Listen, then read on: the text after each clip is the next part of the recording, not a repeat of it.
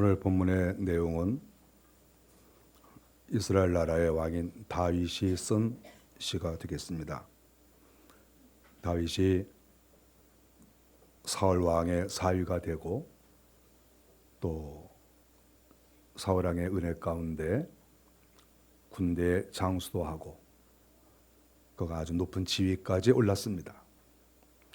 그런 다윗이 자기 장인에게 공격을 당하고 그래서 환난을 당하고 이 나라 저 나라 쫓겨다니고 자기의 가족들도 환난을 당하고 자기의 아버지, 어머니, 형제들도 왕에게 핍박을 당해서 자기 집에 살 수가 없는, 그래서 자기와 함께 쫓겨다니는 그런 형편에 쌓였습니다.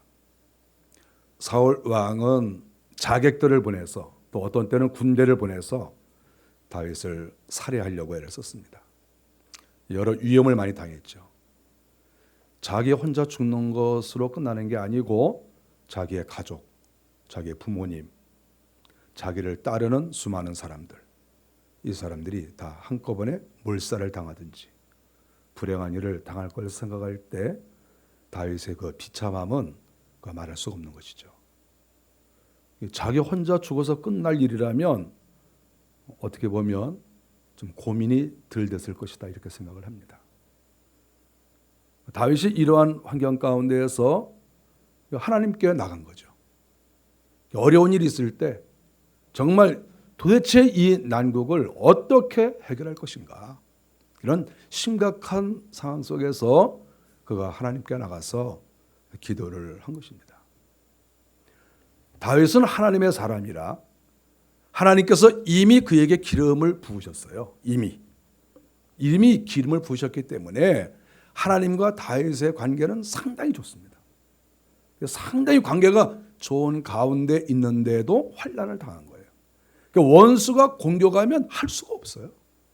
아무리 하나님이 사랑하고 어여삐 여기고 하나님이 그렇게 은혜를 주셔도 원수가 작정하고 따라다니면 사람은 일시적으로 고난을 당할 수밖에 없습니다. 누구든지 마찬가지예요. 이런 아주 극심한 환난 가운데 있을 때 그가 하나님을 바라본 거죠.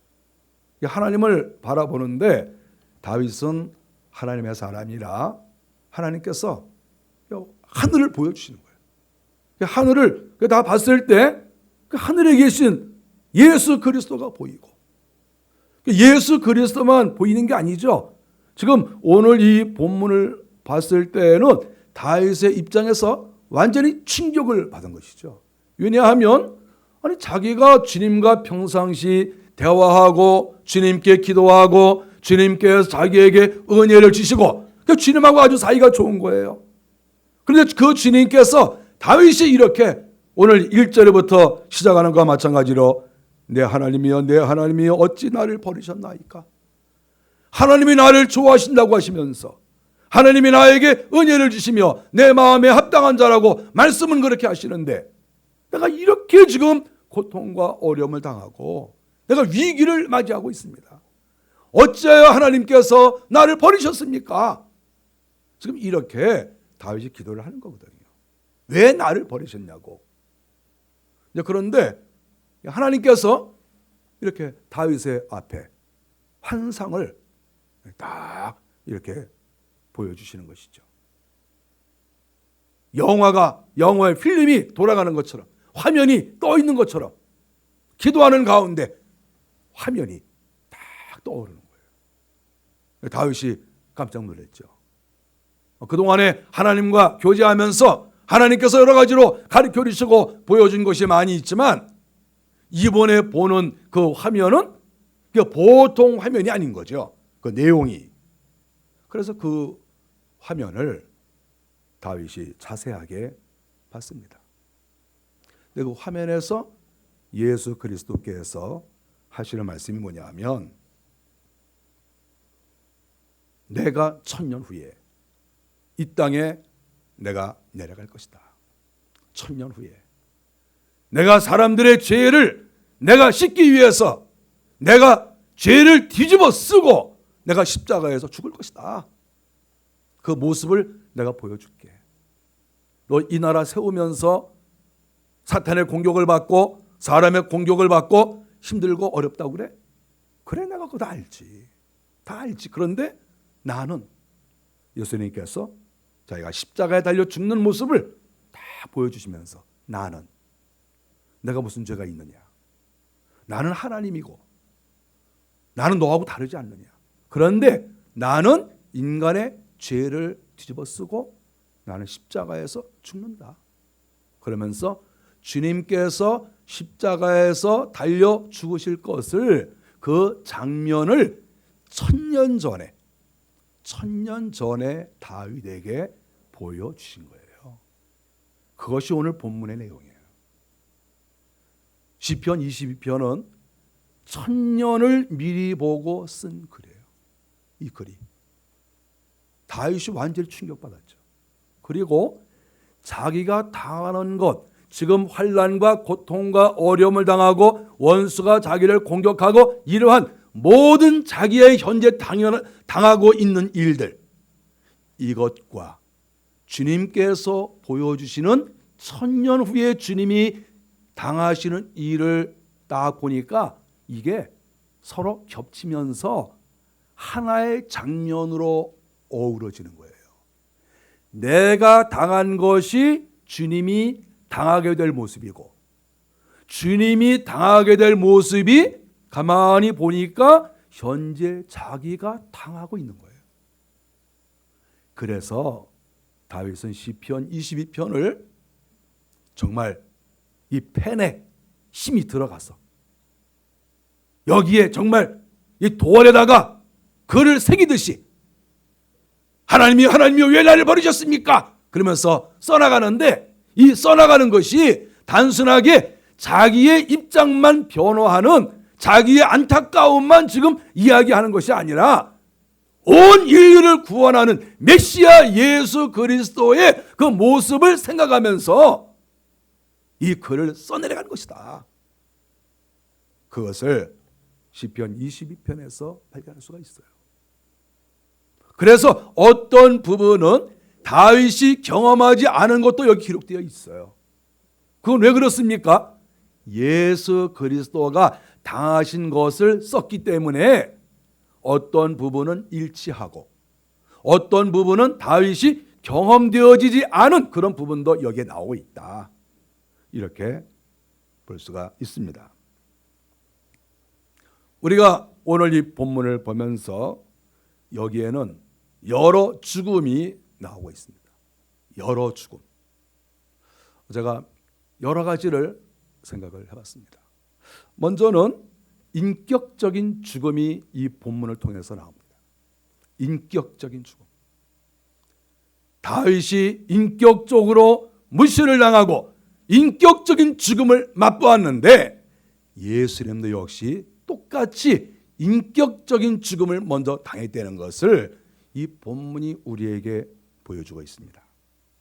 6절에 보니까 나는 벌레요 사람이 아니라 사람의 비방거리요. 나는 벌레요 사람이 아니라. 이 말이 무슨 말입니까?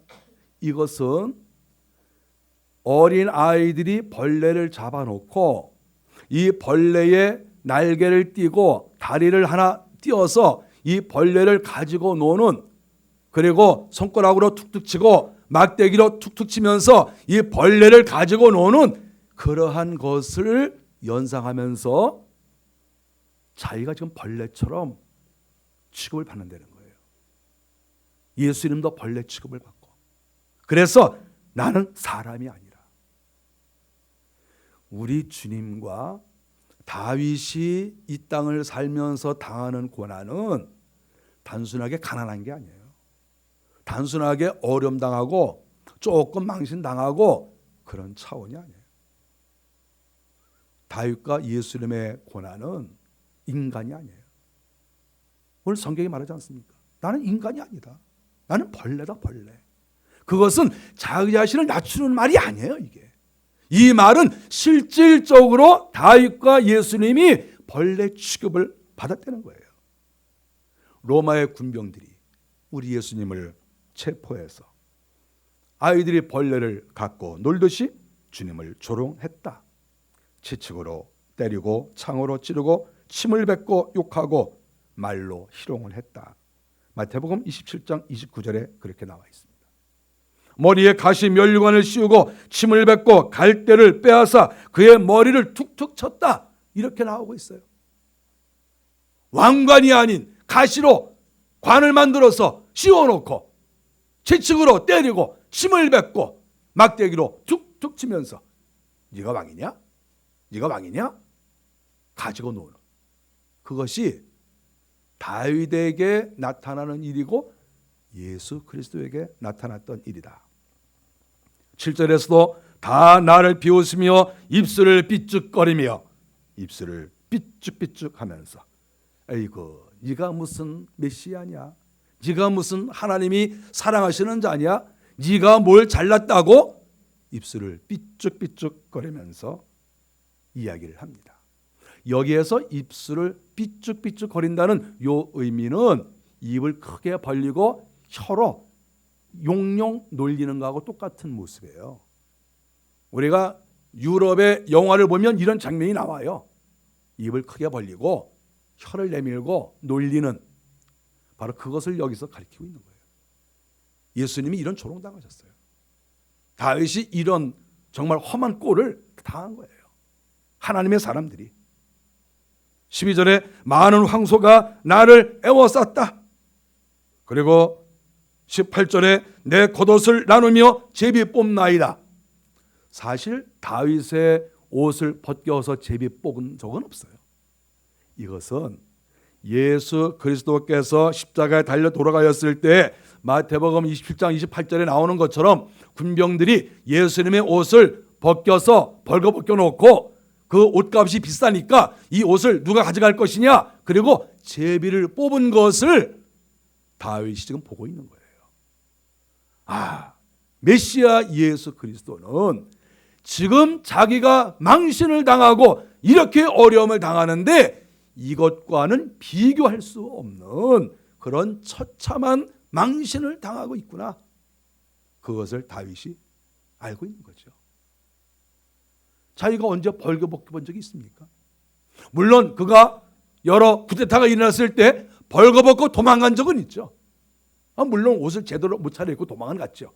그러나 예수 그리스도는 공개적인 석상에서 수많은 사람이 보는 앞에서 그 옷이 벗겨졌다. 이것은 인격적 모독이에요. 사람들이 보는 앞에서 옷이 다 벗겨져 보십시오. 견딜 수 없는 거예요. 이건 남자나 여자나 마찬가지예요. 견딜 수 없어요. 차라리 죽고 싶죠. 이러한 그런 공격을 예수 그리스도께서 당하셨다는 거예요. 우리는 이거 하나만 보더라도 예수님이 얼마나 이 땅에서 고난을 당하셨느냐, 그것을 알 수가 있습니다. 결국 예수님의 고난은 인격적인 죽음이다. 그것을 성경이 가르쳐 줍니다.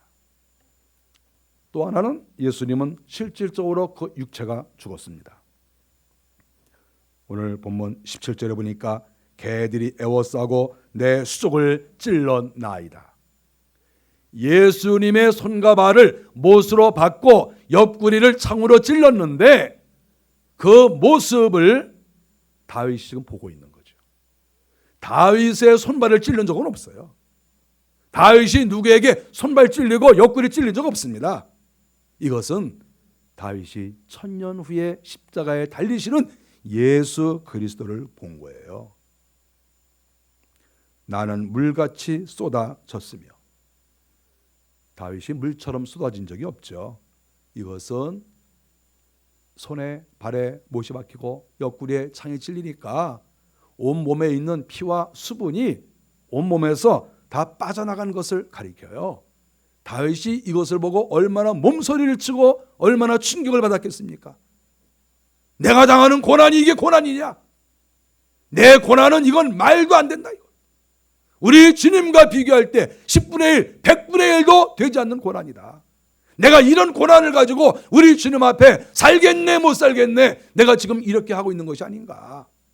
그런 생각을 다윗이 하고 있는 것입니다. 내 모든 뼈는 어그러졌으며 신체가 지금 망가지고 있습니다. 다윗의 뼈가 망가진 적은 없어요. 예수님께서 십자가에 달려 돌아가셨을 때 손에 못이 박히고 다리에 못이 박혀서 거기에서 온몸이 축 늘어질 때 뼈는 다 어그러질 수밖에 없어요. 온몸에 200개가 넘는 그 뼈들이 하나하나 다 어그러지고 자리에서 다 이렇게 비껴나서 그 뼈 하나하나마다의 고통을 예수님께서 다 느끼셨다. 그것을 다윗이 미리 보고 알았다는 것이죠. 15절에 내 혀가 입 천정에 붙었나이다. 온몸의 수분이 다 떨어졌어. 완전히 갈증을 느꼈을 때의 모습을 여기서 가르쳐주고 있어요. 우리가 금식을 할 때에도 단식을 하는 것이 사실은 가장 무섭습니다. 금식은 물을 마시면서 금식합니다. 그래서 어느 정도 견딜 수 있어요. 40일 금식도 할 수 있어요. 왜냐하면 수분이 공급이 되면 그래도 사람이 최대한도 40일, 어떤 경우에는 50일까지도 살 수 있어요. 수분 공급이 되니까. 그런데 수분이 공급이 안 되면 열흘 정도만 되면 죽어요. 그리고 15일 정도 되면 거의 다 90% 이상 다 사망을 해요. 저희 어머니도 물도 마시지 않고 15일 금식하신 적이 있어요. 물도 마시지 않고. 저희 어머니가 내가 이번에 단식을 하는데 물도 마시지 않고 내가 15일 동안 내가 기도했다. 그래서 물은 마셔야죠. 내가 그렇게 한번 주님 앞에 가까이 나가봤다. 십자가의 그 고통을 느껴보는 거예요. 온몸에 수분이 다 빠져나가면 사람이 어떻게 되는가? 정말 그 자리에서도 주님을 바라볼 수 있는가? 이런 고난을 당했을 때 내가 주님을 배반하지 않고 끝까지 주님을 바라보고 내가 아무리 죽을 지경이 되어도 내 몸이 망가져도 하나님은 살아계시고 나는 끝까지 주님을 믿는다. 이런 마음이 과연 있겠느냐?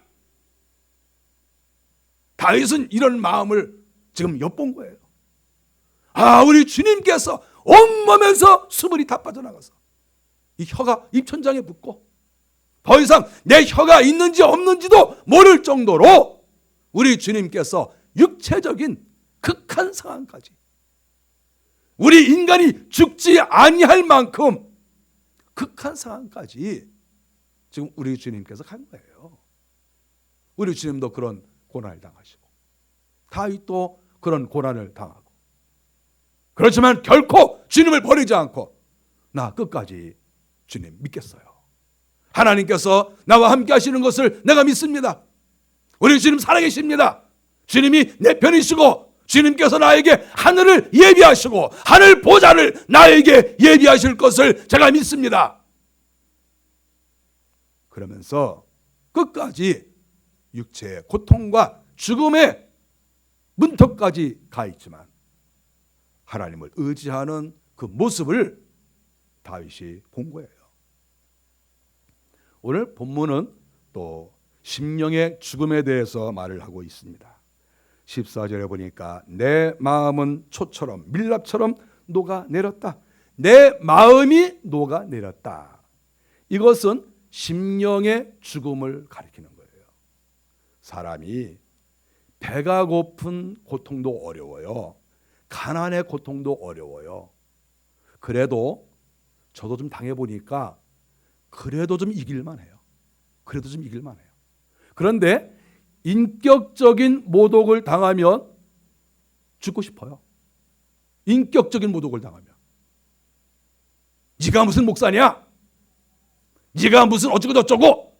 그럴 때 이건 치명적인 것이죠. 그럴 때는 정말 죽고 싶은 생각이 스쳐갑니다. 그런데 여기에 보면 내 마음이 녹아내렸다.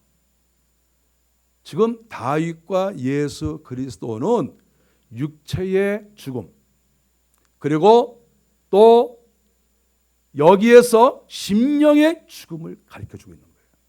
인격의 죽음과 육체의 죽음과 그리고 심령의 죽음. 마음이 완전히 녹아내려서 소생할 수 없을 정도로 자포자기를 할 수밖에 없는 상황까지 지금 예수님은 내려간 거예요. 본문은 계속해서 사람과의 단절을 말하고 있습니다. 예수님은 부모 앞에서 죽었어요. 아버지의 모습은 보이지 않지만 어머니가 보는 앞에서 십자가에 달려 예수님은 돌아가셨습니다. 이것은 세상 권력이 그리고 마귀가 부모와 자식을 끊어놓는 이러한 공격이라는 거예요. 부모가 보는 앞에서. 이 세상에서 제일 불효가 뭡니까? 부모 앞에서 죽는 자식이에요. 그런데 예수님은 부모 앞에서, 엄마 앞에서, 그 연약한 엄마 앞에서 십자가에 달려서 벌레처럼 죽어갔어요. 여러분, 이런 고난이 상상이나 됩니까? 내 어머니를 호강시켜 드리고 내 어머니를 잘 모셔야 되겠다고 하는 것이 한 남자의 젊은이의 마음 아니겠어요? 그런데 그러한 마음이 여지없이 절망으로 바뀌고, 나는 아무런 능력도 없다, 나는 내 어머니를 돌볼 능력이 없다, 그래서 사랑하는 제자 요한에게 내 어머니를 부탁한다, 그러면서 목숨이 사라져가는 그러한 고통까지도 예수님은 당하셨다는 것이죠. 본문은 스승과 제자의 단절까지도 말하고 있습니다. 예수님이 돌아가실 때 예수님의 제자들이 다 도망을 갔습니다. 베드로는 먼저 도망가고, 또 다른 제자들도 십자가 앞에 있었던 제자가 많지 않았죠. 그리고 다 도망을 갔어요. 이것은 스승과 제자와의 단절을 가리키고, 이것은 정말 가슴 아픈 일이죠. 예수님이 3년 이상을 그렇게 애지중지하면서 최선을 다해서 제자를 길러놨는데, 그 제자가 스승을 욕하고 그 제자가 스승을 돌아보지 않고 다 떠나가 버렸다. 이것은 정말 절망적인 거예요. 우리 사람이 말이죠, 자기가 믿었던 사람, 자기가 사랑하는 사람이 침뱉고 욕하고 등을 돌릴 때 이것은 정말 참을 수 없는 일이에요. 그래서 그러한 일을 예수님이 겪었어요.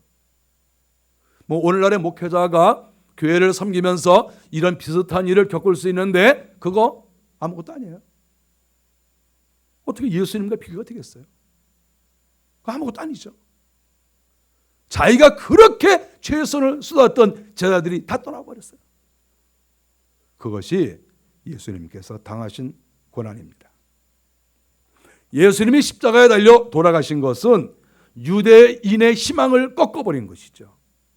유대인들은 메시아가 나타나기를 소원했고, 또 예수님께서 그 일을 해주기를 원했습니다.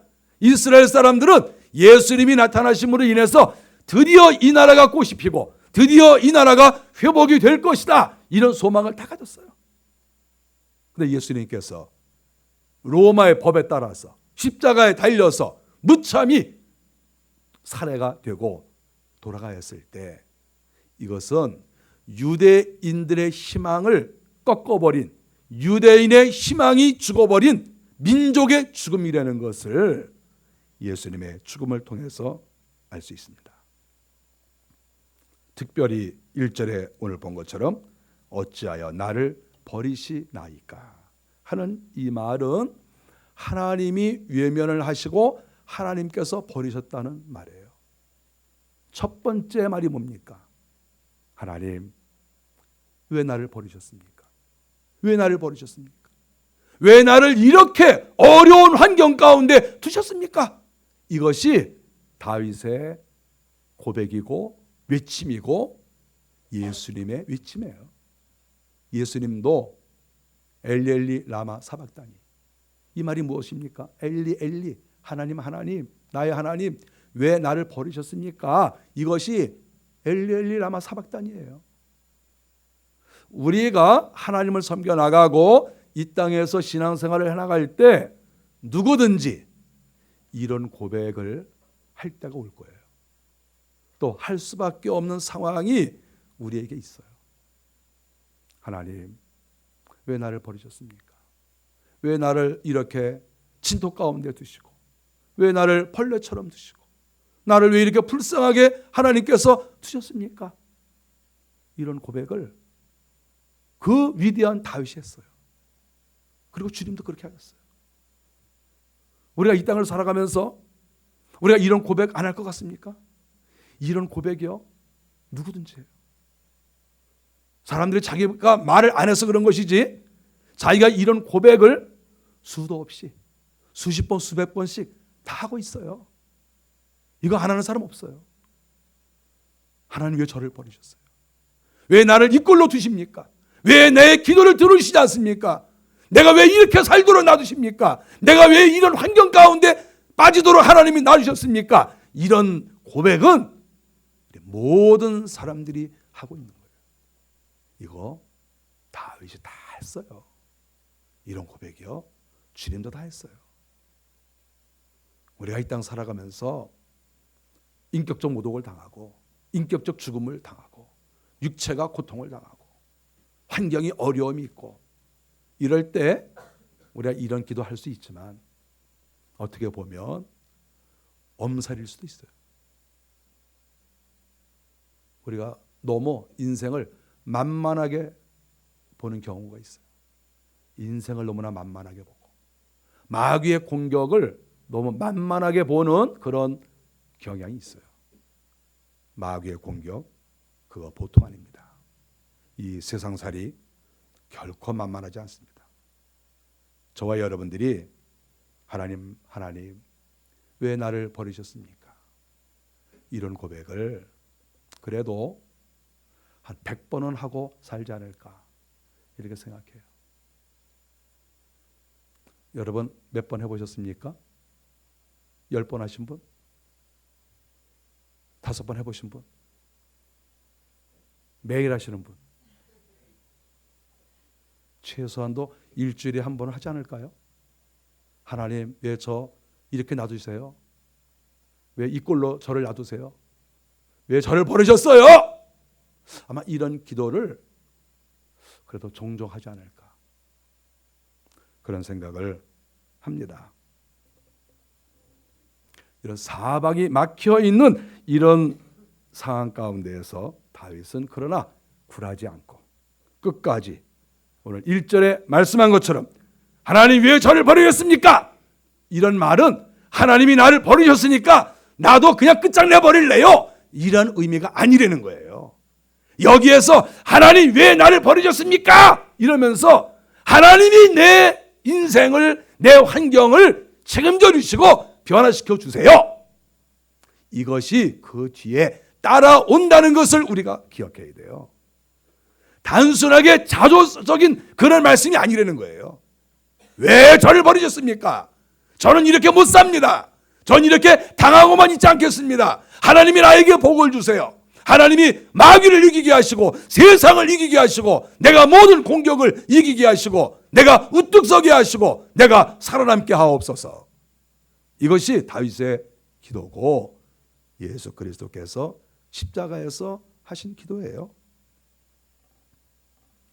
오늘 성경 본문을 보니까 들소의 뿔에서 구원하셨나이다, 이 말씀이 나와요. 12절에 많은 황소가 나를 애워싸며 바산에 힘쓴 소들이 나를 둘러쌌다, 이렇게 고백을 합니다. 그런데 이 들소의 공격, 이런 것들에게서 나를 구해주세요. 21절에서도 나를 개의 세력과 사자의 입에서 구해주세요, 이렇게 기도한 것이죠. 나를 왜 버리십니까로 끝난 것이 아니라 개의 그 짖는 그 소리에서, 사자의 그 발톱에서, 황소의 그 힘센 황소가 나를 향하여 돌진한다 할지라도 하나님이여 나를 건져주세요, 이렇게 다윗이 기도했고 또 우리 주님께서 그렇게 기도를 했습니다. 그래서 결국 성경에 보면 우리 주님께서 살아나시지 않았습니까? 말씀하시던 대로 사흘 만에 살아나셨다. 이렇게 성경이 말씀을 하고 있습니다. 다윗이 말하는 들소의 불, 제가 들소를 가만히 이렇게 보니까 이 들소가 힘의 상징이잖아요. 다윗을 공격하는, 그리고 예수님을 공격하는 로마 군대를 들소로 표현을 했어요. 강한 들소. 들소 강하지 않습니까? 또 이 들소 가운데 또 이 블랙 야크 같은 거 아주 얼마나 힘이 좋아 보입니까? 제가 가만히 마귀를 보면 이 마귀가 꼭 들소같이 생겼어요. 블랙 야크같이 생겼어요. 아주 힘이 센, 뿔이 나고 아주 흉물스럽게 생긴 이러한 마귀가, 이런 들소가 다윗을 공격하고 예수 그리스도를 공격하고 이렇게 된 것이죠. 그래서 저는 십자가를 생각하면 이런 생각이 납니다. 예루살렘에 골고다 언덕에 십자가 하나 딱 서 있고 거기에 예수님이 달려 있는데, 여기에는 하늘나라의 하나님을 비롯해서 하늘나라의 수많은 천사들과 먼저 간 성도들이 이 십자가를 중심으로 해서 총동원을 했을 것이라고 생각해요. 전부 총동원해서 딱 쳐다보고 있고 기도하고, 또 이쪽에서는 그 마귀의 모든 세력들이 다 총동원돼 가지고 예수님을 십자가에 달면서 죽어라 죽어라 죽어라 이러면서 마귀가 이쪽에 다 모여 있을 것이라고 생각해요. 올림픽 경기에서 수많은 사람이 양쪽으로 갈라져서 이겨라 이겨라 그러는 것처럼 예수님의 십자가를 중심으로 거룩한 하나님의 나라와 이 시커먼 마귀의 나라가 총동원이 되어서 집중을 해서 마귀는 죽으라고 하고 저주를 하고 모든 하늘의 사람들은 예수님을 축복하고, 이것이 십자가의 사건이에요. 온 우주가 총동원되어진 역사 이래로 이런 적이 없는 바로 이것이 십자가 사건이에요. 그런데 결론은 어떻게 됐습니까? 사흘 만에 주님이 부활을 하셨습니다. 최후의 승자는 예수 그리스도이시고 최후의 승자가 하나님이신 것을 성경이 가르쳐 주고 있습니다. 우리가 이제 고난 주간을 맞이하게 됩니다. 주님이 고난을 당하셨는데 자기의 죄가 아니라 우리의 죄 때문에 고난을 당하셨죠. 다윗도 고난을 많이 당했습니다. 자기의 죄 때문에도 고난을 당했지만 대부분은 억울하게 고난을 당했습니다. 우리가 이 땅에 살면서 고난을 당합니다. 우리는 왜 고난을 당합니까? 주님의 나라를 위해서 일하다가 고난을 당할 수도 있고, 억울하게 고난을 당할 수도 있고, 어떤 경우에는 내가 잘못해서 고난을 당할 수도 있겠죠. 다윗처럼 주님을 바라보고 우리가 기도해야 됩니다. 하나님이여, 왜 나를 버리십니까? 이 기도는 저절로 나와요. 왜 나를 버리셨습니까?